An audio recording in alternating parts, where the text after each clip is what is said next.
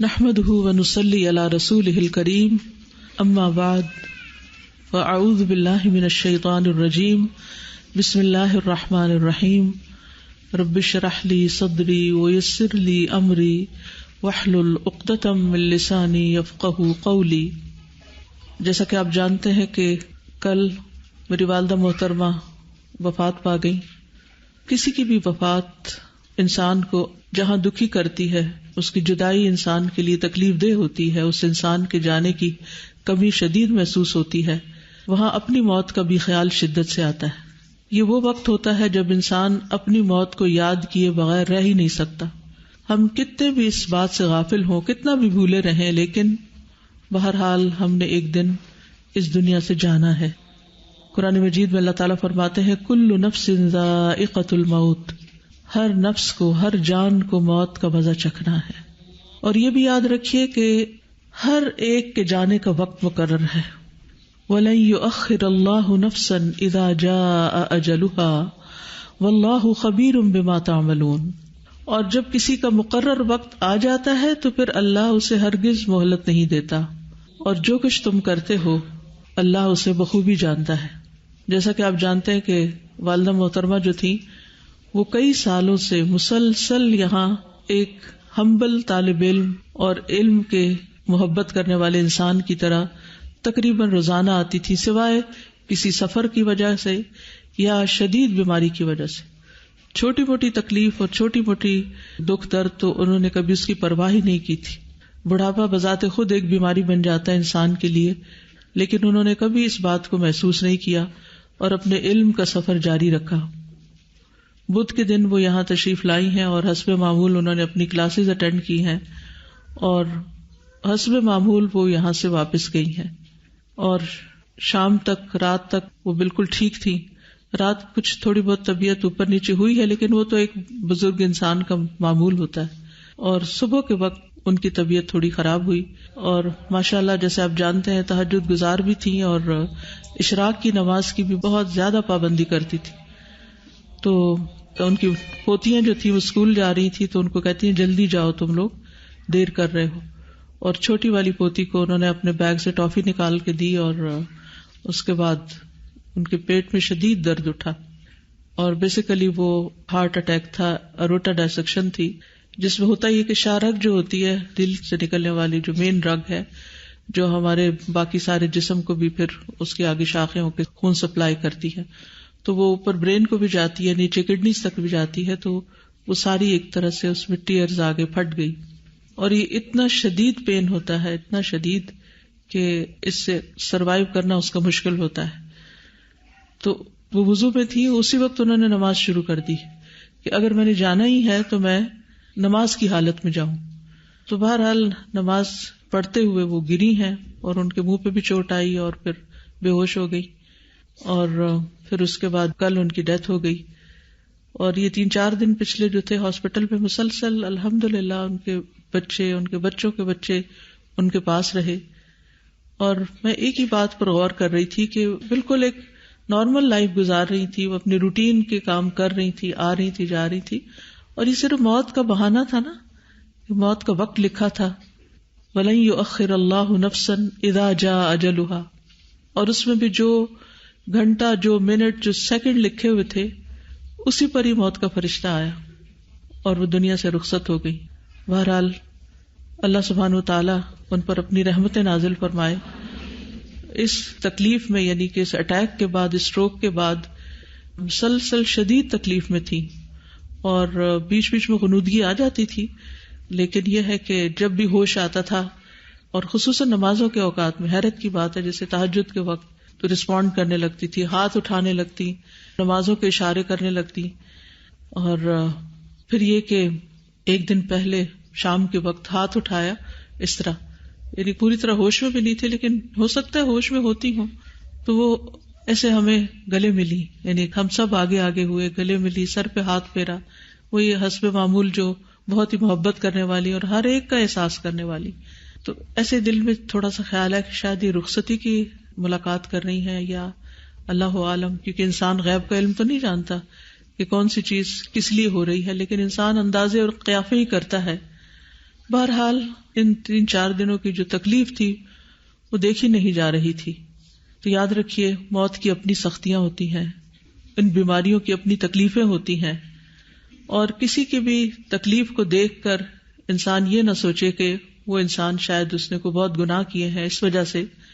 حضرت انس کہتے ہیں کہ جب رسول اللہ صلی اللہ علیہ وسلم نے موت کی شدت محسوس کی تو فاطمہ رضی اللہ عنہا کہنے لگی، ہائے تکلیف.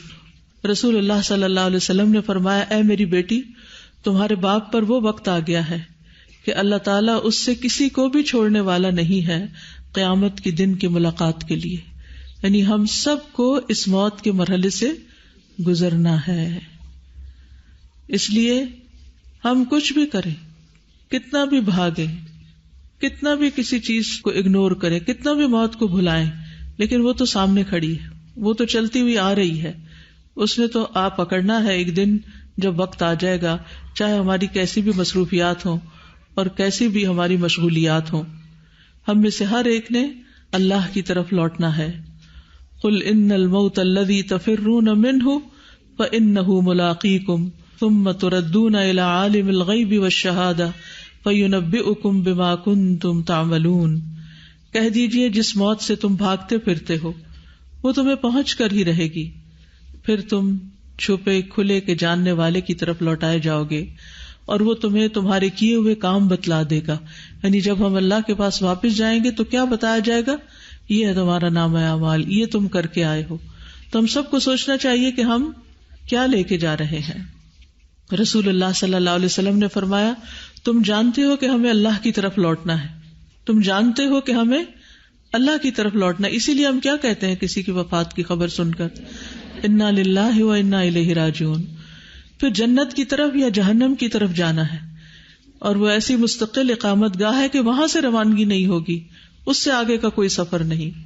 وہ ایسی ہمیشگی ہے کہ جس میں موت نہیں آئے گی، اور وہاں ایسے جسم ہوں گے کہ جو مرنے والے نہیں ہوں گے، جن پر فنا نہیں ہوگی. اور یہ بھی یاد رکھیے کہ موت کی سختی ایک اٹل حقیقت ہے. قرآن مجید میں آتا ہے وجاءت سکرۃ الموت بالحق ذلک ما کنت منہ تحید. موت کی سختی حق لے کر آ پہنچی یا حق کے ساتھ آ گئی. یہی ہے جس سے تو بھاگتا پھرتا تھا. یعنی انسان اس کو فیس نہیں کرنا چاہتا اور وہ سامنے آ جاتی ہے. رسول اللہ صلی اللہ علیہ وسلم کی وفات کے وقت آپ کے پاس ایک بڑا پانی کا پیالہ تھا جس میں آپ اپنا ہاتھ ڈالتے تھے اور پھر اس ہاتھ کو چہرے پر ملتے تھے اور فرماتے لا الہ الا اللہ، بلا شبہ موت میں تکلیف ہوتی ہے. پھر آپ اپنا ہاتھ اٹھا کر فرماتے پھر رفیق الاعلی، یہاں تک کہ آپ کی روح مبارک قبض کر لی گئی. حضرت عائشہ کہتی ہے کہ نبی صلی اللہ علیہ وسلم کی وفات ہوئی تو آپ میری ہنسلی کی ہڈی اور ٹھوڑی کے درمیان سر رکھے ہوئے تھے اس جگہ. جب سے میں نے نبی صلی اللہ علیہ وسلم پر موت کی سختی دیکھی ہے، اس کے بعد میں نے موت کی سختی کو کسی کے لیے برا نہیں سمجھا. یعنی اللہ کے رسول صلی اللہ علیہ وسلم جو اللہ کے بہت پیارے تھے، محبوب تھے، ان پر بھی تکلیف گزری. تو پھر ہم سب کو اپنے بارے میں سوچنا چاہیے کہ ہم اس کے لیے اللہ تعالیٰ سے کتنی دعائیں کریں، کتنی فریادیں کریں اور کتنی اس کی تیاری کریں. لیکن مومن کی موت جو ہوتی ہے وہ دوسری موتوں سے مختلف ہوتی ہے. اسے مرتے ہی سلامتی اور جنت کی بشارت دی جاتی ہے. سورۃ النحل میں آتا ہے الذین تتوفاہم الملائکۃ طیبین یقولون سلام علیکم ادخلوا الجنۃ بما کنتم تعملون. ادخلوا الجنۃ بما کنتم تعملون.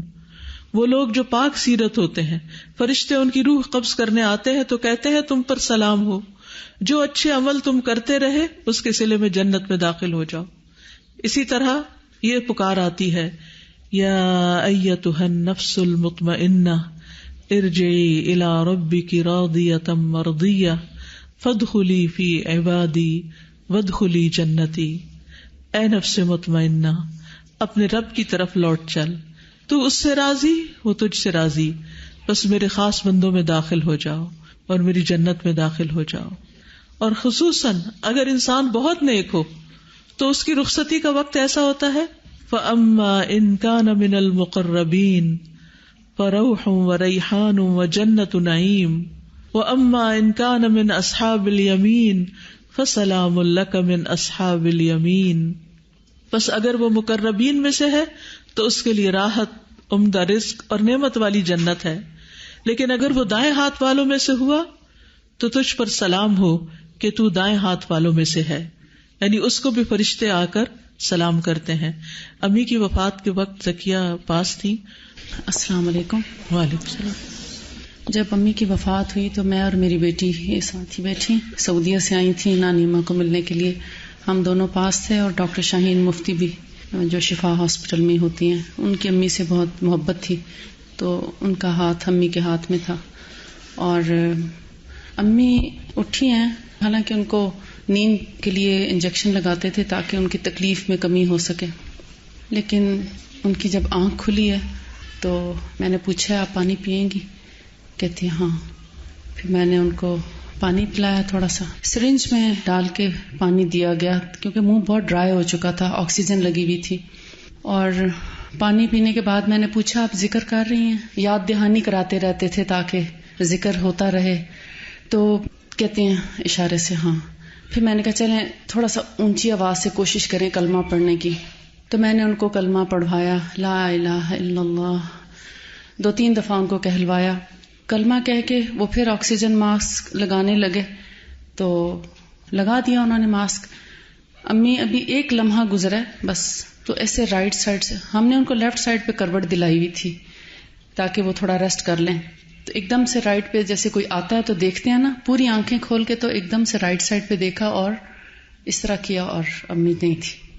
ایک لمحے میں ان کی جان نکلی ہے، پھر میں نے ان کی آنکھیں بند کر دی، اور ہم لوگ ذرا اور مزید کلمہ پڑھنا شروع ہوئے، ساتھ میں سورہ یاسین شروع کر لی، کیونکہ امی بہت زیادہ قرآن پاک پڑھا کرتی تھی، تو سورہ یاسین ان کو سنانے لگ گئے، کیونکہ ابھی پتہ چل رہا تھا کہ ہارٹ بیٹ ہے، ابھی بی پی ڈاؤن جا رہا ہے، سب ڈیجٹس آ رہے تھے اوپر، تو جب تک سورہ یاسین چلتی رہی ان کی ہارٹ بیٹ چلتی رہی، اور جیسے سورہ یاسین ختم ہوئی تو ان کا دل بند ہو گیا۔ پھر وہ ماسک وغیرہ اتارا، وہ جو بھی پنیں وغیرہ لگی ہوئی تھیں اتاری، لیکن ہم پھر اللہم اغفر لہا ورحمہا وعافہا اور دعائیں، اذکار، کلمہ، مطلب جو بھی ہو سکا ہم جو وہاں کھڑے تھے ہم لوگوں نے پڑھے رکھا۔ برائے ابن عازب سے روایت ہے کہ نبی صلی اللہ علیہ وسلم نے فرمایا، مومن بندہ جب دنیا سے رخصت ہونے اور آخرت کے جانے کے قریب ہوتا ہے تو اس کی طرف آسمان سے روشن چہروں والے فرشتے آتے ہیں، گویا کہ ان کے چہرے سورج کی طرح ہوں۔ سبحان اللہ، مومن کے پاس کیسے فرشتے آتے ہیں؟ روشن چہروں والے۔ ان کے پاس جنت کے کفنوں میں سے کفن اور جنت کی حنوط میں سے حنوط ہوتی ہے، یہاں تک کہ وہ اس کی تا حد نگاہ بیٹھ جاتے ہیں، یعنی جہاں تک اس کی نگاہ جاتی ہے وہ بیٹھ جاتے ہیں۔ پھر ملک الموت علیہ السلام آ کر اس کے سرہانے بیٹھ جاتے ہیں اور کہتے ہیں، ایتھا النفس الطیبہ اخرجی الی مغفرۃ من اللہ ورضوان، اے پاکیزہ نفس، اللہ کی مغفرت اور رضامندی کی طرف نکلو۔ چنانچہ اس کی روح اس طرح بہہ کر نکل جاتی ہے جیسے مشکیزے کے منہ سے پانی کا قطرہ بہہ جاتا ہے، یعنی پہلے کی تکلیفیں تو گزر چکی لیکن روح بہت آسانی سے نکلتی ہے کہ پتہ ہی نہیں چلتا، اور روح ایک دم باہر۔ پھر ملک الموت اس روح کو پکڑ لیتے ہیں، جب وہ اسے پکڑ لیتے ہیں تو دوسرے فرشتے پلک جھپکنے کی مقدار میں بھی اس کی روح کو ملک الموت کے ہاتھ میں نہیں رہنے دیتے، بلکہ ان سے لے کر اسے کفن میں لپیٹ کر اپنی لائی ہوئی حنوط مل دیتے ہیں، اور اس کے جسم سے ایسی خوشبو نکلتی ہے جیسے بہت ہی زیادہ مہکنے والی کستوری کی خوشبو جو روئے زمین پر پائی گئی ہو۔ پھر فرشتے اس روح کو لے کر اوپر چڑھ جاتے ہیں۔ ایک شخص ہمارے بیچ میں ہوتا ہے، پھر کس طرح اس کی روح چلی جاتی ہے۔ تو جب وہ فوت ہو گئی تو جو ہی مجھے پتا چلا تو میرے ذہن میں پہلی بات یہی آ رہی تھی کہ اس وقت پتہ نہیں روح کون سی منزل پر ہوگی، کہاں تک پہنچ چکی ہوگی۔ آسمان کا سفر۔ برائے ابن عازب روایت کرتے ہیں کہ نبی صلی اللہ علیہ وسلم نے فرمایا، فرشتے اس روح کو لے کر اوپر چڑھ جاتے ہیں، اور فرشتوں کے جس گروہ پر بھی ان کا گزر ہوتا ہے وہ گروہ پوچھتا ہے، ما ھذا الروح الطیب، یہ کتنی پاکیزہ روح ہے، یہ کس کی روح ہے؟ اب آپ دیکھیے کہ اگر آپ ایمان کی حالت میں زندگی بسر کرتے ہیں، نیک کام کرتے ہوئے بسر کرتے ہیں، تو روح نکلتی کیسے ہے، اور پھر کس طرح اس کو اچھے کفن میں لپیٹ کر، اور کتنے اچھے فرشتے آتے ہیں اور پھر کس طرح لے کے جاتے ہیں. اور راستے میں بھی جہاں سے گزرتی ہے فرشتوں کے گروہ جو ہیں وہ پوچھتے ہیں یہ کون پاکیزہ روح ہے. لفظ پہ غور کیجئے, ما ھذا الروح الطیب. وہ جواب میں کہتے ہیں فلاں بن فلاں, یہ فلاں کی روح ہے. اس کا بہترین نام بتاتے ہیں جس سے دنیا میں لوگ اسے پکارتے تھے, حتیٰ کہ وہ اسے لے کر آسمانی دنیا تک پہنچ جاتے ہیں. وہ اس کے لیے دروازہ کھلواتے ہیں تو ان کے لیے دروازہ کھول دیا جاتا ہے. تو ہر آسمان کے مقرب فرشتے اس کے ساتھ ساتھ چلتے ہیں اس آسمان کی طرف جو اس کے بعد آتا ہے, اور اس طرح اسے 7ویں آسمان تک پہنچا دیا جاتا ہے. یہ بات میں اس لیے دہرا رہی ہوں کہ جب موت قریب سے ہو کے گزرتی ہے تو اس کے ساتھ ہم امیجن بہتر کر سکتے ہیں کہ روح اور انسان کہاں کہاں تک جا رہا ہے. آسمان والے نیک روح کو مسلسل مرحبا کہتے رہتے ہیں, اس کے لیے وہاں ویلکم ہوتا رہتا ہے. ابو ہریرہ سے مروی ہے کہ نبی صلی اللہ علیہ وسلم نے فرمایا, فرشتے مومن کی روح کو آسمان کی طرف چڑھا لے جاتے ہیں, پھر آسمان کا دروازہ کھلتا ہے. پوچھا جاتا ہے یہ کون ہے؟ کہا جاتا ہے فلاں شخص ہے. وہ کہتے ہیں مرحبا بالنفس الطیبہ کانت فی الجسد الطیب ادخلی حمیدۃ وابشری بروح وریحان ورب غیر غضبان. مرحبا پاک نفس کو جو پاک بدن میں تھی, داخل ہو جاؤ اے قابل تعریف, اور خوش ہو جاؤ اللہ کی رحمت اور خوشبو سے, اور اس رب سے جو تجھ پر ناراض نہیں. یہ ہے وہ جملہ جو ہم سب سننا چاہتے ہیں کہ ہمارا رب ہم سے ناراض نہیں. برابر اس سے یہی کہا جاتا ہے یہاں تک کہ روح اس آسمان تک پہنچتی ہے جہاں اللہ عز و جل ہے, اوپر تک چلی جاتی اعلی علیین تک. اور خصوص شہداء کی روحیں تو پھر وہ عرش کے نیچے جو قندیلیں لٹک رہی ہیں اس میں رکھی جاتی ہے. کتنا خوبصورت ہے یہ سفر, اتنا دور کا سفر, لیکن اگر انسان پاکیزہ زندگی گزارے. اور پھر خاص طور پر یہاں پاکیزہ جسم کی بات کی گئی, طہارت کا اہتمام, صفائی کا اہتمام, نمازوں کا اہتمام. ایک مسلمان جو دن میں 5 دفعہ نماز پڑھتا ہے اس کے لیے پاکیزگی کا کتنا اہتمام کرنا ہوتا ہے. صحیح طور پر استنجا کرے, صحیح طور پر اپنے جسم کو صاف رکھے, وضو صحیح طور پر کرے, نہانے کی ضرورت ہو تو صحیح طور پر نہائے. امی جان کے بارے میں بھی میں اس بات کی گواہی دیتی ہوں کہ انہیں اپنی پاکیزگی کا بہت زیادہ خیال رہتا تھا. چھوٹے چھوٹے بچے تھے, ہم 12 بہن بھائی تھے ماشاءاللہ. آج آپ دیکھیں کسی عورت کے 2 بچے بھی ہوتے تو اٹھا اٹھا کے پھینکتی کہ ہم سے نہیں پالے جاتے. اور اب تو ہم بہت مصروف ہو گئے, نماز روزہ قرآن سب کچھ بھول جاتا ہے. لیکن ہم نے نہیں ان کو کبھی دیکھا کہ کبھی قرآن کا ناغہ کیا یا کبھی نماز چھوڑی ہو. اور اگر بچے پیشاب کرتے تھے تو بار بار ہم دیکھتے تھے کہ وہ واش روم جاتی اور جا کر اپنی ٹانگیں دھو رہی ہیں اور جسم دھو رہی ہیں, کیونکہ اس زمانے میں پیمپرز کا رواج نہیں تھا اور نہ ہی کوئی ایسی فیسلٹیز ہوتی تھی. اور جس عورت کے 12 بچے ہوں, بلکہ 13 ہوئے تھے, ایک فوت ہو گیا, تو آپ سوچئے کہ وہ کتنے فریکوینٹلی ایک کے بعد ایک چھوٹا بچہ ہی نہیں, چھوٹے بچے کے بغیر گود خالی نہیں ایک طرح سے کہ جو اس ایج کو ہو, لیکن انتہا درجے کی پاکیزگی کا خیال رکھتی تھی. پھر روح کو آسمان سے دوبارہ نیچے لایا جاتا ہے. براء ابن عازب کہتے ہیں نبی صلی اللہ علیہ وسلم نے فرمایا جب روح کو 7ویں آسمان تک لے جایا جاتا ہے تو اللہ تعالیٰ فرماتے ہیں کہ میرے بندے کا نامہ اعمال علیین میں لکھ دو اور اسے واپس زمین کی طرف لے جاؤ, کیونکہ میں نے اپنے بندوں کو زمین کی مٹی سے ہی پیدا کیا, اسی میں لوٹاؤں گا, اسی سے دوبارہ نکالوں گا. چنانچہ اس کی روح جسم میں واپس لوٹا دی جاتی ہے. مومن میت جلد قبر کی طرف جانے کی خواہش رکھتی ہے, اس لیے جنازوں میں تاخیر نہیں کرنی چاہیے کہ فلاں بھی آ جائے, فلاں بھی آ جائے, وہ منہ دیکھ لے, وہ منہ دیکھ لے. ٹھیک ہے, ایک حد تک سب کا خیال کرنا چاہیے, لیکن اب لوگوں کی خاطر میت کو تو اپنے اصل مقام تک پہنچنے سے نہیں روکنا چاہیے. اسی لیے کل تقریباً 11:30 پونے 12 کے بیچ میں ڈیتھ ہوئی اور 2:45 بجے نہلا کر ان کو بالکل تیار کر کے رکھ دیا گیا تھا. آپ میں سے بہت سے لوگوں نے ماشاءاللہ دیکھا بھی, اور الحمدللہ مغرب کی نماز کے بعد جنازہ پڑھ کر ان کو دفنا دیا گیا. تو کوشش یہی تھی کہ ہر چیز سنت کے مطابق ہو اور جلد اپنی منزل تک پہنچے. نبی صلی اللہ علیہ وسلم فرماتے تھے جب جنازہ رکھا جاتا ہے پھر لوگ اسے کاندھوں پر اٹھاتے ہیں, اس وقت اگر مرنے والا نیک ہوتا ہے تو کہتا ہے قدمونی قدمونی, مجھے جلدی لے کے چلو, مجھے جلدی لے کے چلو. جب وہ دفنا دیا جاتا ہے تو باہر والوں کے قدموں کی چاپ سنتا ہے, کیونکہ روح اب کہاں ہے, جسم میں آ گئی ہے. اب جسم میں روح آ جائے واپس تو آپ سوچئے انسان اپنے ماحول سے ایک طرح سے جاگ اٹھتا ہے نا کہ میں یہ کہاں ہوں. تو وہ وقت کیسا ہوگا کہ جب انسان منو مٹی نیچے اپنے آپ کو پھر محسوس کرے کہ میں کہاں ہوں، اور پھر اس کے کانوں میں آواز بھی آ رہی ہو کہ سب چھوڑ کے مجھے جا رہے ہیں. اس لیے عثمان بن عفان سے روایت ہے کہ نبی صلی اللہ علیہ وسلم جب میت کی تدفین سے فارغ ہو جاتے تو اس کے پاس کچھ دیر ٹھہرتے اور فرماتے اپنے بھائی کے لیے مغفرت طلب کرو، اس کے لیے ثابت قدمی کی دعا کرو کیونکہ اب اس سے سوال ہوگا. لیکن افسوس یہ کہ ہمارے ہاں کیا ہوتا ہے، ادھر جنازہ اٹھا، ادھر ہم باتوں میں مصروف ہو گئے، آپس کی میل ملاقات میں ہم اس کو ایک سوشل گیدرنگ بنا لیتے ہیں، اور دیر کے بعد رشتے دار ملے ہوتے ہیں. ٹھیک ہے ملنا ہے، ابھی ٹھہر کے تھوڑی دیر کے بعد بہت باتیں کر لیں، لیکن اس وقت تھوڑا سا وقار اور سکینت میں وقت گزارے. اپنی پڑ گئی ہم کو، ہم میت کے بارے میں تو کچھ سوچیں اور ان کے لیے تو کچھ دعائیں کریں. تو ایسے موقع پر اگر ہمیں واقعی جانے والے سے محبت اور پیار ہو تو ہم اپنی خواہش چھوڑ کر پہلے اس کے لیے دعا کریں، اور خاص طور پر جو قبرستان میں موجود ہوں وہ دفناتے ہی نہ وہاں سے چلے جائیں بلکہ تھوڑا سا رکیں. پھر قبر کے 3 سوالوں کی باری آتی ہے.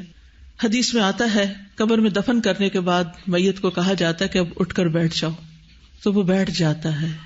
اس کے لیے سورج کی شکل بنا دی جاتی ہے گویا وہ غروب ہونے کے قریب ہے، یعنی عصر کا وقت جا رہا ہو. تو اس کو کہا جاتا ہے تم بتاؤ اس شخص کے بارے میں تم کیا کہتے ہو جو تم سے پہلے تھا، اور تم اس پر کیا گواہی دیتے ہو. یعنی نبی صلی اللہ علیہ وسلم کے بارے میں پوچھا جاتا ہے تو وہ کہتا ہے مجھے چھوڑ دو کہ میں نماز پڑھ لوں. یہ کون کہے گا کہ میں نماز پڑھ لوں؟ جو دنیا میں کہتا ہے کہ چھوڑو میں اپنے کام چھوڑوں، اور لوگوں کو بھی ایکسکیوز کر کے اٹھ جاتا ہے اور اپنی نماز کی فکر کرتا ہے. وہ کہتے ہیں یقیناً تم ایسا کرو گے، پہلے ہمیں اس بارے میں خبر دو جس کے بارے میں ہم تجھ سے پوچھ رہے ہیں. براء ابن عازب کہتے ہیں کہ انہوں نے کہا کہ ہم رسول اللہ صلی اللہ علیہ وسلم کے ساتھ ایک انصاری کے جنازے میں گئے.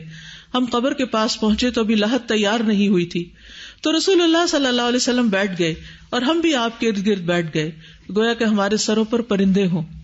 آپ کے ہاتھ میں چھڑی تھی، آپ اس سے زمین کورید رہے تھے. آپ نے اپنا سر اٹھایا اور فرمایا اللہ سے قبر کے عذاب کی امان مانگو. یعنی اس وقت لحد تیار نہیں ہوئی تھی اور آپ یہ دعا سکھا رہے تھے.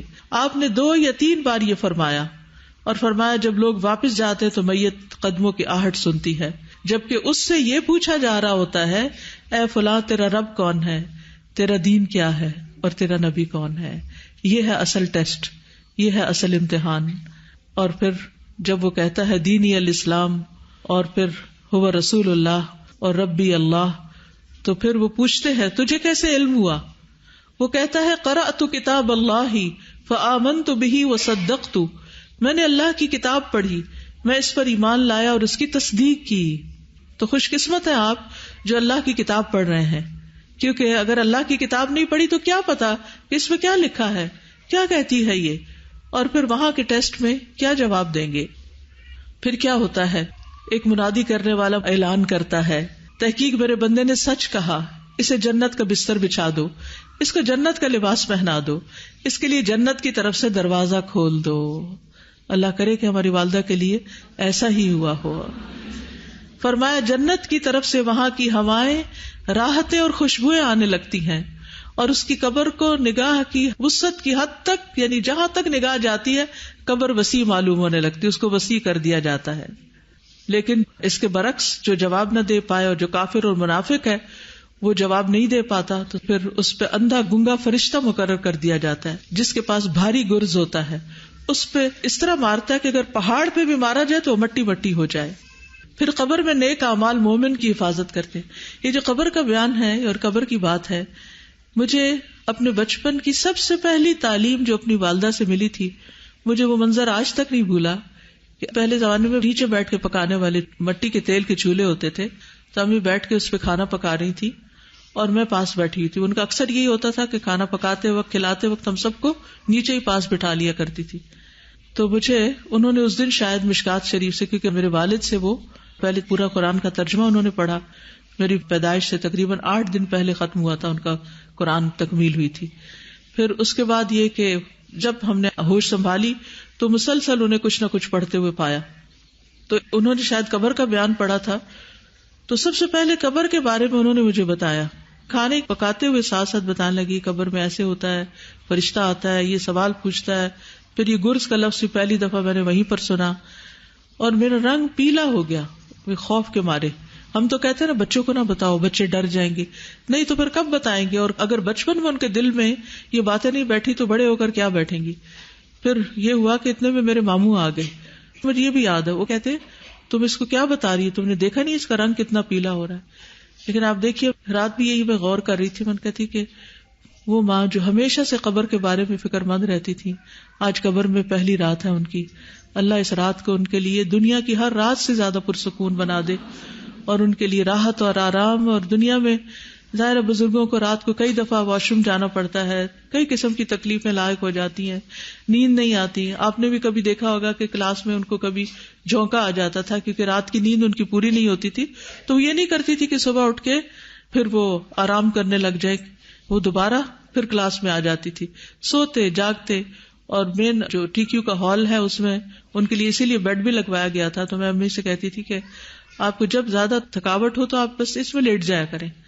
جیسے ہم اپنے باقی تمام اسٹوڈینٹس کو بھی کہتے ہیں کہ بخار بھی ہو تو کلاس میں لیٹ جائیں، بجائے اس کے کہ ہاسٹل کے کمرے میں اکیلے لیٹیں یا گھر میں لیٹنے کے. کچھ نہ کچھ تو کان میں اچھی بات جاتی رہے گی تاکہ علم کا سفر جو ہے وہ جاری رہے. تو بہرحال جس شخص نے ساری زندگی قبر کی اتنی فکر کی ہو اور اپنے بچوں کے دل میں بھی یہ فکر ڈالی ہو، امید ہے کہ اللہ نے ان کے ساتھ احسان کا معاملہ کیا ہوگا. اب مومن کی حفاظت قبر میں کیسے ہوتی ہے، کیا کیا چیزیں وہاں کام آتی ہیں؟ حدیث میں آتا ہے کہ میت کو جب اس کی قبر میں رکھا جاتا ہے تو وہ ان کے پلٹ جانے کے وقت ان کے جوتوں کی آواز سنتا ہے. اگر وہ مومن ہوتا ہے تو نماز سراہنے کی طرف آ جاتی ہے، اور وہ تو گئی بھی نماز کی حالت میں، یعنی ایک طرح سے ہوش ان کا گیا. روزہ اس کے دائیں طرف ہوتا ہے، زکوٰۃ اس کے بائیں طرف ہوتی ہے، اور دیگر نیک کام، صدقہ، صلہ رحمی، نیکی اور لوگوں سے احسان اس کے پاؤں کے پاس ہوتے ہیں. السلام علیکم ورحمۃ اللہ وبرکاتہ. ماشاء اللہ امی پہلے منڈے تھرسڈے بھی ہمیشہ روزہ رکھا کرتی تھی نا، تو میں ان سے لڑائی کرتی تھی، امی آپ کی صحت اتنی اچھی نہیں ہے تو آپ اس طرح نہ کیا کریں، آپ نا ایام بیت کے روزے چلے رکھ لیں. تو ماشاء اللہ وہ ضرور اس کو بھی رکھتی تھی، اور پھر میں نے ان کو ڈیٹ بتانی ہوتی تھی نا کہ صبح ایام بیت ہے. تو اس مہینے ابھی کنفرم نہیں تھا مجھے کہ ٹیوزڈے ہے یا وینسڈے نا، تو میں نے کہا امی ٹیوزڈے لگتا ہے بن رہا ہے لیکن پھر بھی میں آپ کو کنفرم کروں گی نا. لیکن امی نے ٹیوزڈے کو ہی روزہ رکھ لیا، اتنا ان کو جلدی ہوتی تھی ماشاءاللہ روزہ رکھنے میں بھی. تو میں نے کہا آج تو ہے ہی نہیں وینسڈے کو، اب تو آپ اس کو کھول لیں، افطار کر لیں، اتنے مہمان بھی آئے ہوئے ہیں. تو امی نے کہا نہیں میں اس کو ضرور کمپلیٹ کروں گی. اب تو اس آخری مہینے کے بھی انہوں نے ایام بیس کے روزے بھی رکھے تھے ماشاءاللہ انہوں نے ایام بیس. اور ہم اچھے بڑے جوان ہو کر سب کچھ ہوتے ہوئے بھی ہم سوچتے ہیں یہ کام ہے، وہ کام ہے، یہ بیماری ہے، وہ بیماری ہے، اور اس کی پابندی نہیں کرتے. پھر اس کے بعد آپ دیکھیے کہ صدقہ آج بھی عارفہ بتا رہی تھی کہ کس طرح روزانہ الہدا آ کر وہ صدقہ کرتی تھی. الحمدللہ صدقہ کی ان کی روز کی روٹین تھی، اور چونکہ میرے سے ہی وہ چینج کرواتی تھی کہ چینج میرا ختم ہو گیا صدقہ کرنے کے لیے تو وہ کرو. تو میں ان کا پرس دیکھ رہی تھی کھول کے، تو صدقے کے پیسے جو انہوں نے آنے والے دنوں میں کرنا تھا وہ موجود تھے نا، کیونکہ ان کی روٹین تھی اور وہ حدیث کے مطابق صدقہ کرتی تھی، جیسے کہ اتنا اتنا کرنا ہے جو انہوں نے بخاری میں پڑھا تھا. تو میرا ایک بہت ہی زیادہ مجھے خوشی بھی ہوئی اس بات کی کہ الحمدللہ یہ ان کا ایک انتہائی مستقل عمل تھا، اور اللہ تعالیٰ اس پہ انہیں یقیناً بہترین جزا دے گی. روزے کی بھی بات ہوئی ہے تو صرف ایام بیس کے یا منڈے اور تھرسڈے کا روزہ نہیں رکھتی تھی، ذی الحجہ کے 10 دن کے روزے، محرم کے روزے، یعنی جتنے بھی مسنون روزے ہیں وہ سارے وہ رکھتی تھیں. پچھلے جو 8 مہینے کی ان کی بیک بون کی تکلیف تھی اس کے بعد انہوں نے یعنی وہ روزے کچھ عرصہ بیچ میں چھوڑے، مگر اس بیماری کے بعد بھی جو رمضان آیا اور ہم سب نے امی سے بولا کہ آپ اتنی سخت بیماری کے بعد اٹھی ہیں تو اب جو ہے پلیز آپ روزوں کی تھوڑی سی پرہیز کر لیں. اور یہ بھی شیڈیول بتایا کہ 2 رکھیں، ایک چھوڑ دیں، ایک رکھیں، اس طرح کریں. لیکن امی نے رمضان المبارک کے کوئی روزے نہیں چھوڑے تھے الحمدللہ. شوال کے روزے بھی رکھتی تھی، اور وہ روزے رکھنے کے بعد میں یہ سوچ رہی تھی کہ ماشاءاللہ اتنی سخت بیماری سے وہ گزری ہیں، لیکن رمضان المبارک کا ایک روزہ بھی نہیں چھوٹا ان سے الحمدللہ، ایک بھی. اور اس رمضان میں بھی انہوں نے مکمل روزے رکھ لیے. اللہ کا بہت احسان ہے الحمدللہ. صلہ رحمی کون بتائے گا آپ میں سے صلہ رحمی کے بارے میں کہ رشتہ داروں کا کتنا خیال رکھتی تھی؟ جس دن امی بیمار ہوئی ہیں اس سے ایک دن پہلے میرے ساتھ پروگرام بنایا اور مجھے کہنے لگی کہ اس ویکنڈ پہ تم نے کہیں نہیں جانا، اس ویکنڈ پہ تم میرے ساتھ جاؤ گی، اب ہم رشتہ داروں کا حال پوچھنے جائیں گے۔ تو ہمارے ماموں ان کے بھائی سرگودا میں بیمار ہیں، بلکہ ان کی دعا بھی کیجیے گا۔ تو کہنے لگی ان کا حال پوچھنے کے لیے جانا ہے اور تم میرے ساتھ چلو اور اپنے بیٹے کو بھی ساتھ لے کے چلو۔ تو میں نے عمر سے بات کی کہ تم میرے ساتھ چلو گے، نانی اماں اس طرح کہہ رہی ہیں، تو اس نے اوکے کر دیا، ٹھیک ہے انشاءاللہ ہم ہفتے کو جائیں گے اور اتوار کو واپس آئیں گے۔ تو میں نے کہا مجھے تو اس ویکنڈ پہ لاہور میں کام تھا۔ تو کہنے لگی کوئی بات نہیں، لاہور بھی بلکہ جائیں گے۔ دو ان کے دل میں باتیں تھیں، ایک تو یہ کہ نگت باجی کے جو مدر ان لا ہیں، ساس، وہ بیمار ہیں، ان کو اتنی تکلیف ہے کہ وہ اپنے ہوش و حواس میں نہیں ہیں۔ تو کہنے لگی ان کو تو نہیں پتا چلے گا کہ ہم آئے ہیں، لیکن اللہ تو راضی ہو جائے گا کہ ہم نے اپنے رشتہ داروں کا خیال رکھا۔ اور پھر ان کو ایک بات یہ بھی تھی کہ چونکہ آپ کی کلاسز ہو رہی تھیں لاہور میں، تو چلو اسی بہانے کلاس میں بھی ہو آئیں گے، لاہور کی کلاس بھی اٹینڈ کر آئیں گے۔ کلاس میں آنے کا بھی بہت شوق ہوتا تھا۔ تو اس طرح وہ اپنے جتنے غریب رشتہ دار ہیں ان سب کا ان کے پاس لسٹ بنی ہوئی تھی اور ان سب کا وہ خیال کرتی تھیں۔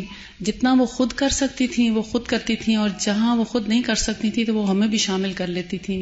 کبھی کبھی ہم سے بھی کہتی تھی، ہم سب کو بتاتی تھی کہ فلاں کے ساتھ یہ مسئلہ ہے، اس کے بچے کی فیس دینی ہے، اس کی ضرورت پوری کرنی ہے، وہ بیمار ہے، اس کا خیال کرنا ہے، وہ بہت تکلیف میں ہے، ان کے مسائل آج کل ایسے ہو گئے ہیں۔ تو یعنی ہماری امیڈیٹ فیملی سے ہٹ کر اپنی دور دراز کے بھی جو ہمارے فیملی ممبرز ہیں سب کا ایک ایک کا ان کا خیال ہوتا تھا کہ وہ کس حال میں ہے اور ان کی کیسے مدد کرنی چاہیے اور کس طرح کریں۔ تو مالی مشکلات ہوں یا ان کے لیے کپڑوں کا انتظام، ان کے لیے دواؤں کا، ان کی جس بھی چیز کی ضرورت ہوتی تھی وہ ہمیشہ کسی کوشش میں رہتی تھی۔ کسی کا آپریشن ہے، کسی کو علاج کے لیے ضرورت ہے، یا کسی کا بچہ پیدا ہونے والا ہے، یا کسی کے ساتھ کوئی اور مسئلہ ہو گیا، تو ہر ایک کے دکھ درد کا ان کو خیال ہوتا تھا اور ہر ایک کے بارے میں وہ پوری طرح آگاہ رہتی تھی۔ اللہ تعالیٰ بلکہ میرا سورس آف انفارمیشن وہی تھی۔ میں جب ادھر ادھر سفر پر ہوتی تھی تو میں جس وقت بھی کال کرتی ساروں کا A to Z سب کا حال پوچھتی، فلاں کیسے، کیونکہ مجھے پتا ہوتا تھا ان کے پاس سب کی انفارمیشن۔ میں الگ الگ ماشاءاللہ 12 بہن بھائی ہیں ہم، تو ہر ایک کو کال کرنا، اور بعضوں کو آگے سے کوئی ملتا نہیں تو پتہ ہی نہیں چلتا کہ اس کا حال کیا ہے۔ تو امی سے پوچھ کے تسلی ہو جاتی تھی کہ سب کی خبر مل گئی، تو ایک سکون آ جاتا تھا کہ سب ٹھیک ہے، یا اگر کوئی مسئلہ مسائل ہے تو اس کے لیے کوئی کوشش یا دعا یا جو بھی کرنی ہے۔ اور پھر نماز، تو نماز میں صرف فرض نمازیں نہیں بلکہ حوضی شاید بتا رہی تھی کہ جمعہ وہ ان کے ساتھ پڑھا کرتی تھی۔ پھر اس کے بعد یہ کہ تہجد کی نماز تمیہ رات کے وقت ان کے پاس ہوتی تھی۔ السلام علیکم۔ رات کے وقت میں ان کے پاس 3 راتیں میں نے ان کے ساتھ گزاری الحمدللہ۔ تو یہی ہوتا تھا کہ جیسے ہی وہ جاگتی تھیں یا ایون سو رہی ہوتی تھیں تو میں یا تو تلاوت کرتی تھی یا اذکار پڑھتی تھی۔ تو دوسری رات میں نے نوٹ کیا کہ تقریباً 4:30-5 بجے کہ میں تسبیحات پڑھ رہی تھی، اور جب میں نے پڑھنا شروع کیا اللہم لک الحمد انت قیم السماوات والارض ومن فیہن، تو وہ ایک دم سے الرٹ ہو گئی۔ اور دعا میں آتا ہے کہ انت الحق ووعدک الحق، تو جب میں حق پڑھتی تھی تو وہ بھی یعنی ان کا منہ ہلتا تھا ساتھ ساتھ۔ تو پھر میں نے تہجد کی، یعنی مجھے ایک دم سے خیال ہے کہ تہجد کا وقت ہے، تو میں نے سورہ آل عمران کی آخری آیات پڑھنا شروع کی۔ تو بہت سن رہی تھی وہ، پھر ہاتھ اٹھاتی تھی جیسے دعا پڑھ رہی ہوں۔ تو جب میں نے مکمل کی تلاوت آیات کی تو انہوں نے ایسے ہاتھ اوپر کیے جیسے نماز پڑھ رہی ہے۔ تو میرے ماموں نے کہا کہ نماز پڑھو، تو میں نے پڑھنا شروع کر دی۔ میں نے اللہ اکبر کہی، دعا استفتاح پڑھی، تو ان کا ہاتھ بندے رہے مسلسل۔ پھر سورہ فاتحہ پڑھی، تھوڑی سی تلاوت کی، تو ماشاءاللہ یعنی وہ ہاتھ ان کے چیسٹ پہ ہی رہے۔ پھر مجھے تو بالکل ایسے لگ رہا تھا کہ جیسے تہجد کینولاز لگے ہوئے تھے، جی دونوں ہاتھوں پہ آئی وی کی لگی ہوئی تھی، اور مگر انہوں نے ایسے مجھے لگ رہا تھا کہ تہجد پڑھی ہے انہوں نے۔ پھر فجر کے وقت بھی انہوں نے، میری کزن آلا، اس نے فجر کی نماز ان کو پڑھائی، 2 رکعت اس نے نماز پڑھائی ان کو۔ اور پھر تھوڑی دیر کے بعد میری ممانی آئی تھی تو کچھ کہہ رہی تھی نانی اماں، تو مجھے سمجھ نہیں آ رہی تھی۔ تو پھر میری ممانی نے سمجھا کہ وہ کہہ رہی ہیں اذان ہو گئی ہے، اذان ہو گئی ہے تو ہم نے کہا کہ امی جی آپ نے نماز پڑھ لی ہے، تو ان کو نماز کی ہی فکر تھی مسلسل. وہ مانی مریم آپ کوئی بات شیئر کرنا چاہیں؟ السلام علیکم ورحمۃ اللہ وبرکاتہ. وعلیکم السلام ورحمۃ اللہ وبرکاتہ. امی جیسا میں نے شفیق کوئی ہستی نہیں دیکھی، حالانکہ میری ساس تھیں، لیکن بہت ہی شفقت اور ہر وقت ان کی جو محبت تھی وہ ہمیں محسوس ہوتی تھی، اور بہت ہی پیار سے انہوں نے ہمیں رکھا. بلکہ بعض دفعہ میں یہ سوچتی ہوں کہ جتنا ان میں صبر تھا، کہ کیونکہ جب شادیاں ہو کے جاتی ہیں چھوٹی لڑکیاں اور کبھی دیر سے اٹھ رہے ہیں یا کچھ، کبھی انہوں نے ہمیں جھڑکا نہیں یا کوئی اعتراض نہیں کیا تھا. اور مجھے اب جیسے جیسے میری عمر بڑھ رہی ہے میں اس چیز کو بہت اپریشیٹ کرتی ہوں، کیونکہ کوئی ill فیلنگز نہیں تھی، یعنی کہ مجھے ان کی طرف سے بالکل بھی نہیں کہ کبھی انہوں نے مجھے ڈانٹا ہو یا کوئی اعتراض کیا ہو، بلکہ ہر وقت ان کو یہی ہوتا تھا کہ کس طرح میں مدد کر سکوں. ہم لوگ ڈنمارک میں تھے اور وہ ہمیں وزٹ کرنے آئیں، کچھ مہمانداری ہوتی تھی یا کچھ اوپر نیچے مہمانداری ہوئی. مجھے یاد ہے کہ میں برتن دھو رہی تھی اور میں ساتھ ساتھ رو رہی تھی، تو میرے پاس آ کے کھڑی ہو گئی کہ تو انہوں نے کہا پلیز تم بیٹھ جاؤ، میں برتن دھوتے ہوتی ہوں. لیکن مجھے ابھی تک وہ یاد ہے ان کی وہ ہر بات، ان کی ہر حلوہ بہت اچھا بناتی تھی اور مریم کو حلوہ پسند تھا. میری شادی ہوئی اور مجھے اتنی محبت سے انہوں نے اپنے پاس بٹھانا، اور ساتھ ہی وہ چولہے کے ساتھ ہی میری پیڑھی رکھتے نہیں. حالانکہ مجھے کرنے چاہیے تھے جو کام، انہوں نے کبھی یہ نہیں کہا، یا کوئی ان کی ایکسپیکٹیشنز نہیں تھی ہم سے. ان کو بس یہ تھا کہ میں کیا دے سکتی ہوں. اور ہماری دعا یہ ہے کہ ہم ان کی طرح گرو کریں، کہ ہم اپنے بچوں سے بھی کوئی ایکسپیکٹیشنز نہ ہو، کسی سے نہ ہو، بس یہ ہو کہ ہم کیا دے سکتے ہیں ان کو. بس اللہ تعالیٰ ان کی ہر چیز کو قبول کر لیں. جی السلام علیکم. کافی عرصے سے میری کوشش ہوتی تھی کہ جمعے کے دن امی جی کے ساتھ کرسی رکھوں اور ان کے ساتھ مطلب ان کے ساتھ ہو میرا جمعہ. تو ایک تو سردیاں جب آئیں تو میں دیکھتی تھی کہ بیچاری ان کا وضو جیسے بار بار انہیں واش روم جانا پڑتا تھا، تو اس کونے سے وہ تیزی سے جاتی تھیں اور وضو کر کے پھر دوبارہ سے آتی تھی. تو میں نے انہیں کہا آپ ساکس پہن لیا کریں، تو کہتی ہوں میرے پاؤں جلتے ہیں. تو وہ سردیوں میں ان کا یہ ہوتا تھا کہ وضو کے لیے ان کو بار بار جانا ہوتا تھا، لیکن جمعے کے لیے پوری الرٹ. تو پھر میں انہیں عطر لگاتی ہوتی تھی تو بڑی آگے سے مجھے بڑی اسمائل دیتی تھی، تو میرا بڑا دل خوش ہوتا تھا. اور اس میں جو میں نے ان کے ساتھ نمازیں پڑھی اس میں انہوں نے میری غلطیاں بھی نکالی، جو مجھے مطلب بہت ہی میں سوچتی ہوتی تھی کہ ایک صالح انسان کے ساتھ بیٹھنے سے کتنا مجھے فائدہ ہو رہا ہے. اور آخری جمعہ جو انہوں نے یہاں پڑھا تو اس دن مجھے کچھ جانا تھا، ڈرائیور آ گیا ہوا تھا، تو میں اٹھنے لگی، مجھے کہتی ہیں 4 سنتا پڑھ کے جاؤ نا. تو میں نے کہا امی جی میں گھر جا کے پڑھ لوں گی. تو ماشاءاللہ خود بھی نماز کے اندر اتنی مستعدی اور کھڑے ہو کے اور اتنی اچھی طرح نماز کہ ان کا جو خشوع تھا نا وہ مجھے فیل ہو رہا ہوتا تھا ان کی نماز کا. الحمدللہ اس جمعے کو جو میں نے آئی تھی تو جب وہ ہاسپٹل میں تھی مجھے اتنی اداسی ہو رہی تھی اور مجھے ایسے لگ رہا تھا کہ سارا ہال دیواریں سب اداس ہے کہ وہ نہیں ہے یہاں پہ.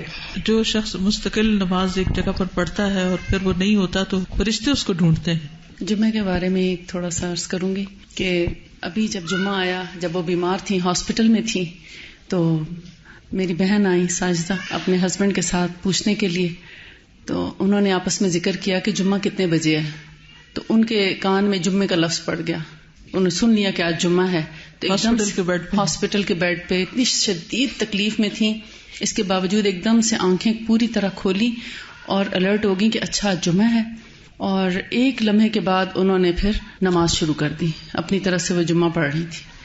تو وہ پورے اشارے کیے، اس کے بعد رکوع سجدے کا اور پھر سلام پھیرنے کا پورا اشارہ کیا. اس کے بعد بھی کچھ پڑھ رہی تھیں. تو پھر میں نے تھوڑی دیر بعد پوچھا امی جی آپ نے نماز پڑھ لی؟ تو کہتی ہاں بس 4 فرض پڑھے ہیں. لیکن ان اتنا اہتمام کرتی تھیں. اللہ تعالیٰ ہمیں بھی توفیق عطا فرمائے. تو بات یہ ہو رہی تھی کہ انسان جو نیک عمل کرتا ہے، صدقہ، صلہ رحمی، نیکی اور لوگوں سے احسان، اس کے دونوں پاؤں کے پاس ہوتے ہیں، یعنی قبر میں اس کی حفاظت کرتے ہیں. سر کے پاس سے کوئی چیز آنے لگتی ہے تو نماز کہتی ہے میری طرف سے آنے کا راستہ نہیں، دائیں طرف سے کوئی چیز آنے لگتی ہے تو روزہ کہتا ہے میری طرف سے آنے کا رستہ نہیں. بائیں طرف سے آیا جاتا ہے تو زکوٰۃ کہتی ہے میری طرف سے آنے کا رستہ نہیں. پھر دونوں پاؤں کی طرف سے کوئی چیز آنے لگتی ہے تو نیک اعمال, صدقہ, صلہ رحمی اور لوگوں سے اچھا سلوک, وہ کہتا ہے کہ میری طرف آنے کا کوئی راستہ نہیں. طبرانی کی روایت میں ہے آدمی کے پاس اس کی قبر میں آیا جاتا ہے, بس اس کے سرہانے کی طرف سے آیا جاتا ہے تو اس کو قرآن کی تلاوت دھکیل دیتی ہے. اب یہ نماز کے علاوہ قرآن کی تلاوت, آپ کو معلوم ہوگا کہ وہ روزانہ کتنا قرآن پڑھتی تھی. جی سائدہ اپنی انسپریشن بھی بتاؤ. السلام علیکم ورحمۃ اللہ وبرکاتہ. مجھے ایک چیز اس لیے بھی آج کل امی جان سے زیادہ ذرا تعلق اس طرح سے رہا کہ میری مدر ان لا کا انتقال ہوا تو اس پہ حالانکہ ایام 20 کے روزے تھے, آ کے بیٹھی رہتی تھیں, ہر چیز سنتی تھیں اور میں کہتی تھی لیٹ جائیں, لیٹتی نہیں تھیں, بیٹھی پڑھتی رہتی تھیں, ملاقات کرتی تھیں. تو اس میں چھوٹی بہن نے ذکر کیا کہ آپ کی ساس کا انتقال تو بالکل ایسے ہوا ہے جیسے نبی صلی اللہ علیہ وسلم کا, کہ بدھ والے دن تکلیف شروع ہوئی اور پیر کو انتقال ہوا. بس یہ بات انہوں نے سن لی اور پھر اس کے بعد یہ کہنا شروع ہوگی میں نے بھی سنت کے مطابق مرنا ہے. اور ایگزیکٹلی جس طرح میری مدر ان لا گو تھرو ہوئی اسی طرح سے جیسے لگتا ہے انہوں نے اس وقت دعا کی اور اللہ سبحانہ ہوا تعالیٰ نے وہ قبول کر لی. اور ہم بہنوں دونوں کو یہ تھا کہ انہوں نے نا پیر کو چلے جانا ہے, یعنی دل میں تھا. اب میں شروع سے سب کو ایسے بتا رہی تھی کہ ایسا دیکھو ہو سکتا ہے. تو بہرحال ایک تو یہ بہت زیادہ شوق, میں بچپن سے سنتی آتی تھی کہ امی جی نا صبح صبح اگر کوئی چیز ہوتی ہائے میری منزل رہ گئی ہے, میری منزل رہ گئی. تو ایک دن میں نے بٹھا لیا, میں پوچھا امی جی آپ منزل کیا ہوتا ہے نا, تو پھر انہوں نے مجھے ایک دن بتایا کہ میں بہت بیمار ہو گئی تھی جس میں ان کے کڈنیز فیل ہو گئے, اور اس میں انہیں کسی نے بتایا بی بی آپ نا 7 قرآن پڑھیں اور 7 دن میں مکمل ہوتا نا قرآن, اس طرح پڑھیں. پھر انہوں نے اپنی روٹین بنا لی کہ میں منزل پڑھوں, اور یہ میری بہت بڑی جو ہے انسپریشن تھی کہ میں بھی ایسے قرآن پڑھ سکوں. پھر ان کے روٹین میں سورۃ البقرہ اور سورۃ آل عمران کی تلاوت رہی.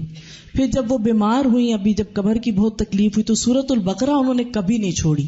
ان کو یہ ہوتا تھا کہ یہ بادل کے 2 سائے ہوں گے, حشر والے دن میرے اوپر ہوں گے, اور میں یہ اس کو اپنی زندگی کا جب بھی آپ دیکھیں کہ لیٹی یا ان کے ہاتھ میں سپارہ ہوتا, میرے گھر بھی آتی نماز پڑھ کے اگر کوئی نا پاس بیٹھا ہوتا اپنا سپارہ کھول لیتی اور سورۃ البقرہ جو ہے اس کی تلاوت شروع کر دیتی. یہ نہیں ہے کہ صرف وہ, بلکہ ریگولر قرآن کی تلاوت جب تک ہمت رہی وہ منزل بھی ساتھ پڑھتی رہی اور ساتھ ساتھ جو ہے وہ سورۃ البقرہ اور سورۃ آل عمران بھی پڑھتی رہی. تو اس سے پھر جب میں نے بھی وہ سلسلہ شروع کیا تو مجھے پوچھتی تھی اچھا تو کتنا پڑھے ہے, یعنی ایک ہوتا نا کہ آپ کتنا پڑھ رہی ہو, کیا کر رہی ہو, اور اچھا تسبیح پہ کیا پڑھ رہی ہو. یہ جو شوق تھا نا ان لوگوں کا, مدر ان لا کا بھی اور میری امی کا بھی, کہ یہ کیا ہے تاکہ میں بھی یہ اتنا کر سکوں. تو اللہ تعالیٰ ان کی اس چیز کو, میں ان کے پاس ہاسپٹل میں بیٹھی قرآن پڑھتے ہوئے اللہ تعالیٰ سے یہ دعا کر رہی ہوتی تھی یا رب العالمین, یہ میں نے اپنی ماں سے یہ چیز انسپریشن لی ہے کہ کثرت سے تلاوت کرنا, آپ قبول کریں اور اس کا اجر ان تک ضرور پہنچائیں کہ میں نے جہاں سے لی ہے وہ اللہ تعالیٰ ان کے لیے آسانیاں فرمائیں. ایک چیز کہ قرآن پڑھنے کے لیے وہ یہ بھی کرتی تھی کہ اپنے لیے یعنی ایسے ریسورسز اپنے پاس رکھتی تھیں, جیسے سورہ البقرہ اور سورہ آل عمران کو انہوں نے محبوب بھائی سے اسپیشلی کہہ کے ایک بائنڈنگ کروائی ہوئی تھی کہ یہ میرے پاس اکٹھی رہے. اور وہ ابھی پچھلے ہفتے میں میرے ساتھ گاڑی پہ آتے ہوئے مجھ سے کہتی ہیں کہ اے نا کافی ہوں نا یعنی یہ تھوڑی خراب ہو گئی ہے, تھوڑا یعنی اس کا پرانا لگتا ہے. میں کئی جگہوں پہ ساتھ لے جاتی ہوں تو میں محبوب نو کہنا ہے کہ ذرا میں نے دوبارہ کروا دے نا. تو میں نے ایک دم سے کہا, میں نے کہا امی یہ والی جو ہے نا یہ مجھے دے دیجیے گا نا. تو کہتی ہیں اچھا تیرا دل کرتا ہے پڑھن دے. میں نے کہا جی انشاءاللہ تعالی کوشش کریں گے کہ ہم بھی یہ عمل کر سکیں. تو یہ ایک ہوتی ہے کہ وہ ہر وقت یعنی وہ چیزیں انہیں اپنی رینیو کرنے کی بھی تمنا رہتی تھی کہ جو وہ عمل کیا کرتی تھی. اچھا ان کے نا دراز میں نے بنائے ہوئے تھے کہ اس میں کتابیں رکھ کے جائے, بخاری, فقہ القلوب, بھاری کتابیں. تو وہ کہتی تھی آپ اتنا بھاری بیگ اٹھا کے لے جاتی ہیں تو کچھ کتابیں ادھر ہی چھوڑ دیا کریں. نوٹس کی کاپیاں پڑی ہوئی تھی, لکھے ہوئے بھری ہوئی. اور قرآنی اور مسنون دعاؤں کی کتاب میں نے دیکھی تو وہ پرانی ہو چکی.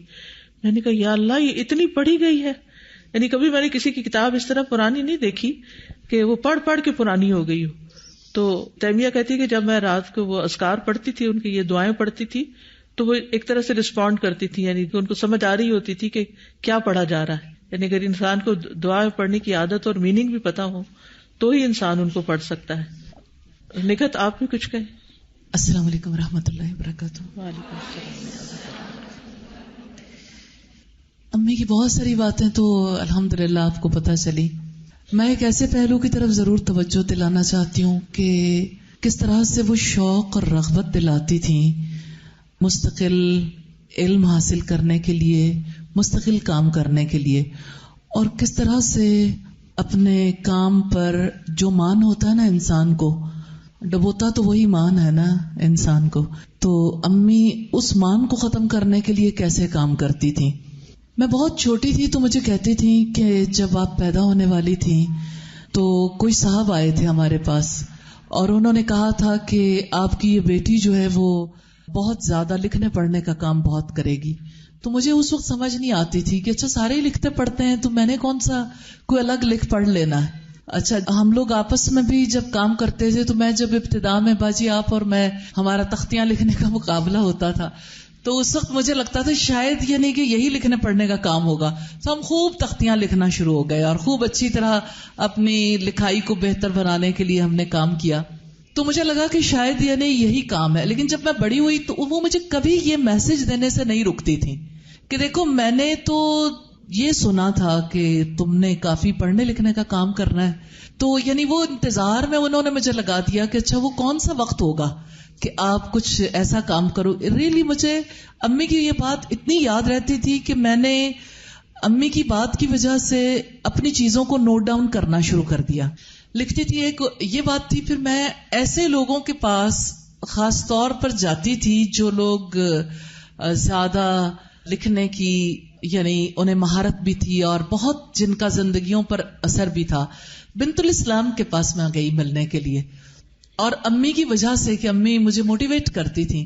بنت الاسلام کے پاس میں گئی تو میں نے ان سے پوچھا کہ اچھا آپ یہ بتائیے کہ آپ نے اتنی پیاری کتابیں لکھی ہیں، ہم انہیں پڑھ کر اتنا زیادہ اچھا ہم پر اثر ہوتا ہے، زندگی بے بندگی شرمندگی اور اسی طرح زبان کی حفاظت اور بہت ساری پیاری پیاری کتابیں اچھی بہت لگتی تھی. سادگی بہت تھی ان کے طرز بیان میں اور لکھنے میں. لاہور کالج یونیورسٹی ہے جو اس کی ہیڈ آف دی ڈپارٹمنٹ تھی. میں لاہور کالج یونیورسٹی میں بھی ان کے پاس ملنے کے لیے گئی. ایک دفعہ ایسا ہوا میں ان کے گھر ان کے ملنے کے لیے گئی تو مجھے کہتی ہیں کہ بہت شوق ہے، دل چاہتا ہے. تو میں آپ کو بتاتی ہوں کہ پھر اس کا طریقہ کیا ہے. میں یوں کرتی ہوں کہ میں نے جو کام بھی کرنا ہوتا، میں کھانا بناؤں کچھ کروں تو میں نے ایک چھوٹا سا کلپ بورڈ رکھا ہوا ہے اپنے پاس. تو میں اس کے اوپر جو میرے ذہن میں بات آتی ہے نا میں اس کے اوپر لکھ لیتی ہوں. باجی آپ کو بھی یاد ہوگا ہم نے بچپن میں وہ ٹیبل کیلنڈرز بنائے ہوتے تھے اور ہم جو بات بھی پڑھتے تھے ایک تو ابا جی ہمیں کہتے تھے کہ ڈائری ضرور لکھیں، اور اس کی وجہ سے بھی اور ٹیبل کیلنڈرز کی وجہ سے ہم یعنی اہم باتیں ضرور نوٹ کر لیتے تھے.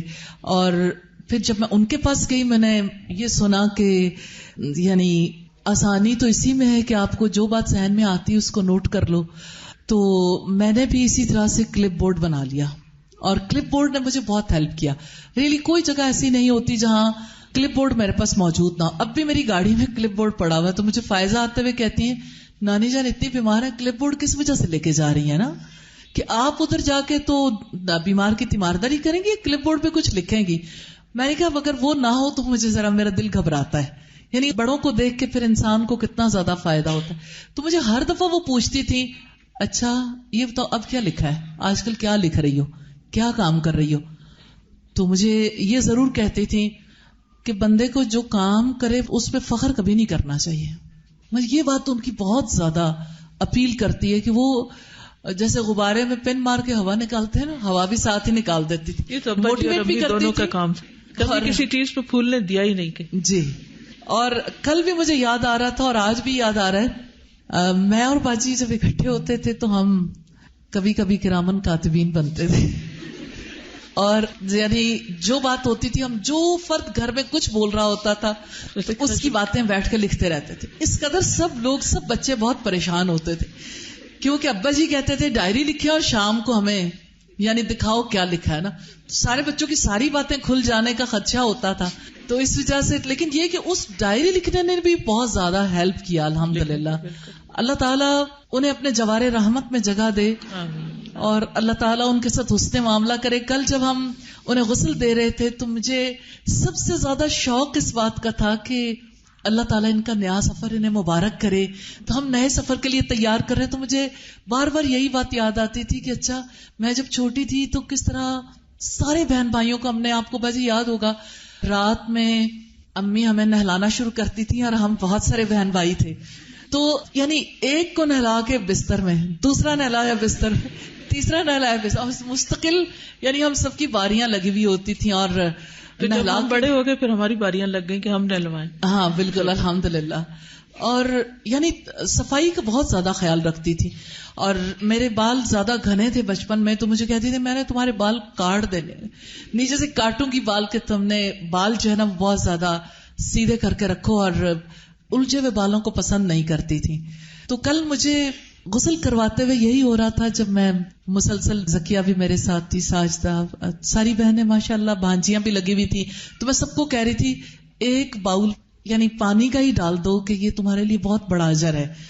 لیکن میرے ذہن میں وہ, یعنی میں ان کا بہت ریگارڈ کرتی تھی, لیکن مجھے وہ بالکل ایک چھوٹا بیبی لگی نا, جیسے بیبی کو نہلاتے ہیں. تو غسل دیا تو مجھے یہی بار بار ذہن میں آ رہا تھا کہ ابھی جب کرامن کاتبین انہیں اٹھائیں گے, ان کا اگلا سفر یعنی شروع ہو گیا, وہاں پر جب ملاقات ہوگی کوئی ایسی چیز نہ رہ جائے جسم پر, کوئی ایسا سلسلہ نہ ہو. اللہ کا شکر ہے 4 دن. اور غسل سے مجھے یاد ہے کہ میں نصرت عباسی کی خاص طور پر اور کوثر کی بہت زیادہ مشکور ہوں کہ انہوں نے بہت ہی اچھے طریقے سے غسل دیا. جی الحمدللہ. اور تو میں نصرت سے بھی کہوں گی کہ تھوڑی سی بات غسل کے حوالے سے کر لیں. تو بس یہی کہ جب چوٹیاں بھی کی تھی نا ان کی, تب بھی مجھے بہت اچھا لگا کہ وہ بچپن میں جس طرح بال بناتی تھیں, جیسے نہلاتی تھی. ماں باپ کا انسان حق ادا نہیں کر سکتا. اور مجھے بار بار رسول اللہ کی یہ بات یاد آتی تھی, ایک رات کا بدلہ بھی نہیں ہے جس نے اپنے کندھوں پہ اپنی ماں کو اٹھا کے حج کروایا تھا. اور واقعی ہم ان کی ایک رات کا بدل بھی نہیں دے سکتے, ایک کام کا بدل بھی نہیں دے سکتے. اللہ تعالیٰ ان کی مغفرت فرمائے اور ہمیں ان کے لیے صدقہ جاریہ بنائے. السلام علیکم ورحمۃ اللہ. السلام علیکم ورحمۃ اللہ وبرکاتہ. وعلیکم السلام ورحمۃ اللہ وبرکاتہ. جیسے بتایا نا نکت باجی نے, بالکل لگ رہا تھا کہ چھوٹا بیبی کو ہی ہم نہلا رہے ہیں.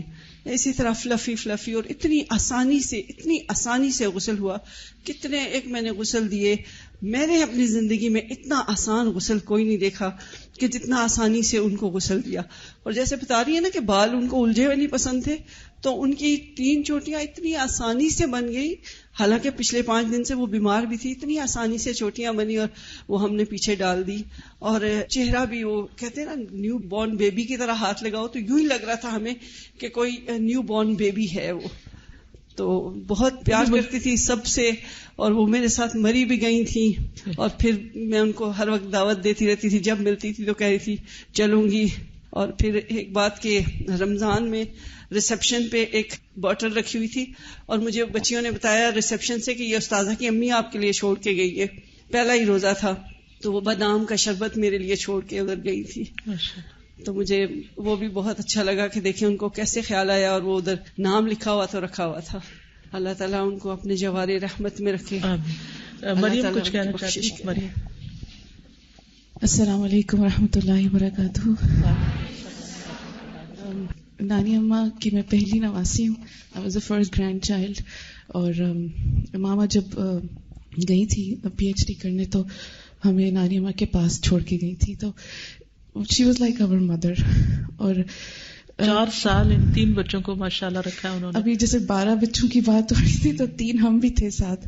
تو میں کہتی ہوں کہ جو تربیت انہوں نے ہمیں حیا کی اور ایک ماڈسٹی کی دی تھی, میں نے انہی سے سیکھی. اب یقین کریں کہ ابھی تک ہمیں ڈانٹ پڑتی تھی اگر ہم ہاف سلیوز پہن کے آ جائیں, یا کوئی ایسے کپڑے کے پجامہ سی تھرو ہو, کی پایا تو فوراً احساس دلاتی تھی. اور اپنا حجاب کا تو میرا بھائی چھوٹا نا ان کو تنگ کرتا ہے, نانی اماں آپ اتنی بوڑھی ہو گئی ابھی تک آپ نقاب کرتی ہیں, اتارنا آپ پہ فرض نہیں ہے. تو کہتے اے تو کی کہندا ہے, میں تو کرا دی. جیسے آپ کہتے ہیں کہ کیسا محبت والا رشتہ ہوتا ہے. لیکن ماشاء اللہ دا ہول لائف آئی سین ہر کہ شی واز ویری ماڈسٹ. اور نانا ابو کے ساتھ کتنی ادب کے ساتھ رہتی؟ نانا ابو کے ساتھ ادب کے ساتھ رہتی تھی، اور جب نانا ابو کے آخری دن تھے تو انہوں نے کہا تھا کہ میں تم سے راضی ہوں نا. تو یہ جملہ مجھے نانی اماں کا ابھی تک، میں نے کہا نانی اماں کتنی لکی ہیں، آپ کے ہسبینڈ نے آپ کو یہ کہہ دیا نا. اور اس کے بعد ان کی اتنی پروڈکٹیو لائف میں نے دیکھی. انہوں نے ہسبینڈ کا لاس کہ میں اب اکیلی ہوں کبھی اپنے اوپر طاری نہیں کیا. She led a very productive life. جیسے آپ نے ابھی سب ان کا سنا کہ تہجد، میں نے بچپن سے جب سے میں نے ہوش سنبھالا ہے میں نے ان کی تہجد نہیں مس ہوتے دیکھی.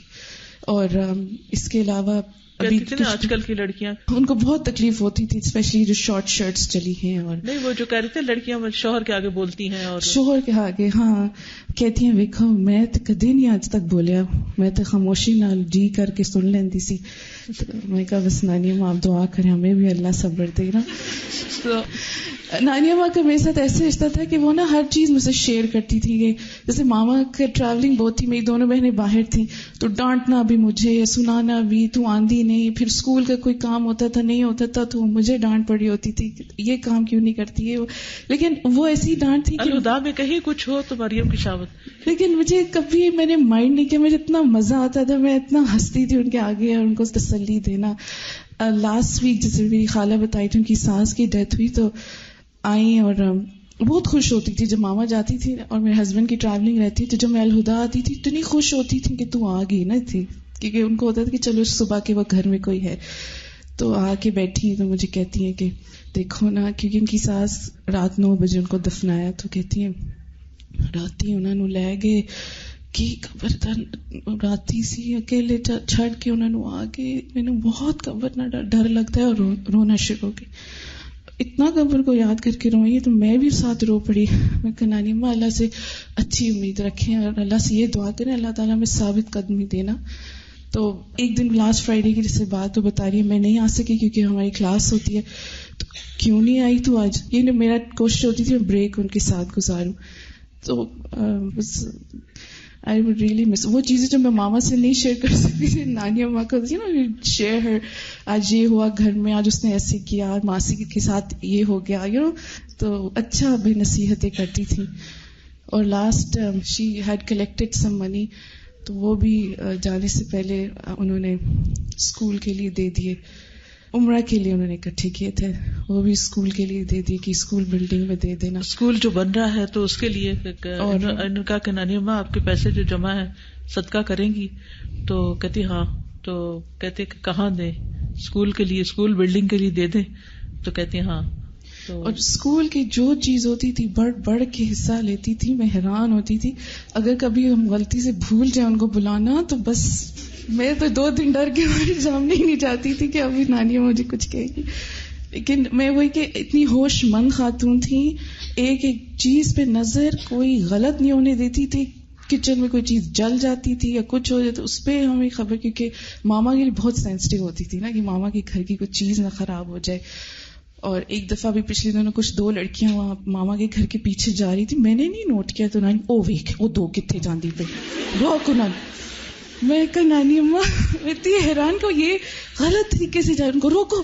پھر میں بھاگی کچن کی طرف، نہ لڑکیاں نہ تو کوئی حال ہی نہیں نا مرداں دی جگہ سے جا رہی ہیں. کیونکہ ان کو بس یہ ہوتا تھا کہ لڑکی جو ہے نا وہ بہت ماڈسٹ ہونی چاہیے، با حیا ہونی چاہیے، مردوں سے ان کا اتنا کھلی انٹریکشن نہیں ہونی چاہیے. اپنے آپ کو بھی بہت احتیاط میں رکھتی تھی.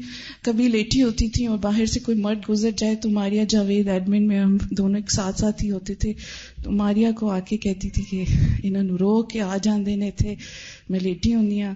تو یعنی اپنی حیا کا ہر چیز کا اور ہر ایک کے لیے she was so concern about everyone. I mean ابھی مجھے فیل ہوا ہے کہ ہر کوئی یہ کہتا ہے میں ان سے اتنا کلوز تھا، وہ میرے لیے اتنا کرتی تھی.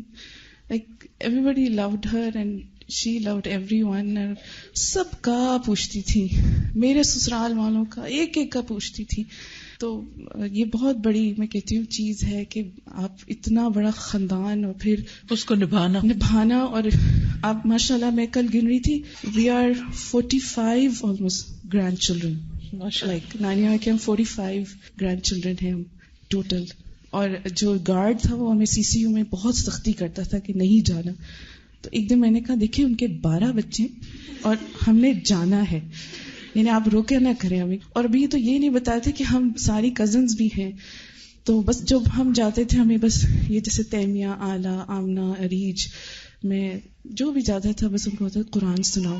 پھر میری بہن نہیں آ سکی، اس کا ویزا کا مسئلہ تھا، وہ آن لائن ان کو قرآن سناتی تھی. اور بس ہم تینوں کو تو یہی ہو رہا تھا کہ ہماری امی چلی گئی ہے نا، کیونکہ ماما 4 سال جو ہم نے نہیں گزارے لیکن انہوں نے بالکل ماں کی طرح ہمارا خیال رکھا ہے. الحمدللہ. جزاکم اللہ خیرن. استاذہ، نانی جان کی ایک بات اور شیئر کرنی ہے، اللہ تعالیٰ ان پر رحم فرمایا. یاسمین آنٹی سے بات ہم شام کو کر رہے تھے آپس میں، تو وہ مل کے آئی تھی ان سے، تو وہ کہہ رہی تھی، میں نے ان سے پوچھا کہ کیا ہوا تھا صبح نا جب آپ نہیں تھی، تو کہتی میں نماز پڑھ رہی تھی تو مجھے بہت درد محسوس ہوا نا، تو پہلے میں نے سوچا میں کسی کو بلاؤں نا، مجھے لگا کہ مجھے کچھ ہو رہا ہے نا، تو پھر میں نے کہا کہ اگر مجھے کچھ ہونا ہی ہے نا تو نماز کی حالت میں ہو جائے. میں نے نماز اور لمبی کر دی. میرے بیٹے ہشام نے مجھے میسج بھیجا، امی کی جب طبیعت کا سنا، انشاءاللہ اللہ سبحانہ وتعالی will make it easy. We are all here for a short while. Inshallah, if she survives then alhamdulillah. If not then alhamdulillah. She is going in the state of iman with such a high level of modesty. Good woman. تو بات یہ ہے کہ ہر حال میں اللہ کا شکر، اور یہی چیز مومن کے دل کو ڈھارس دیتی ہے، اور یہی چیز اس کی زندگی اور وقت کو ضائع کرنے سے بچاتی ہے. صلاۃ کی جو میں نے کلاس پڑھائی وہ بھی اس خبر کے بعد ہی تھی. مشکل تھا، لیکن اللہ کے ہر فیصلے پر بندے کا راضی ہونا بندے کے وقت کو صحیح استعمال کروا دیتا ہے. اللہ سبحانہ وتعالی ہمیں ہر اس کام کی توفیق دے جس سے وہ راضی ہو جائے. باتیں تو بہت ہیں لیکن نہیں کہ اب اتنا ہی وقت ہے. ابھی زکیہ صبح بہت پرانی بات یاد کرا رہی تھی جو مجھے بہت اچھی لگی.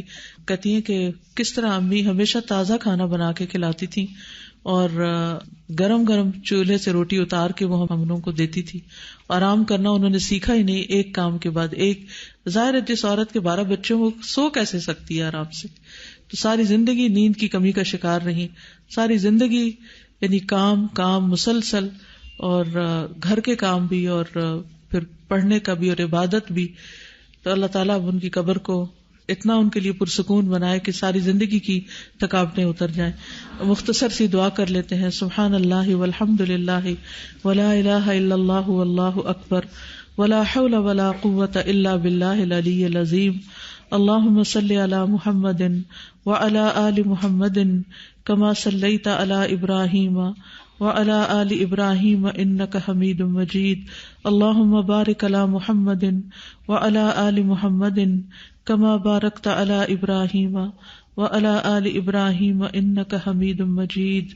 اللہم اغفر لها اللہم اغفر لها اللہم اغفر لها وارحمها وارحمها وارحمها وعافها وعافها وعافها واعف عنها واعف عنها واعف عنها وأكرم نزلها ووسع مدخلها واغسلها بالماء والثلج والبرد ونقها من الخطايا كما ينقى الثوب الأبيض من الدنس. اللهم أبدلها دارا خيرا من دارها وأهلا خيرا من أهلها وزوجا خيرا من زوجها.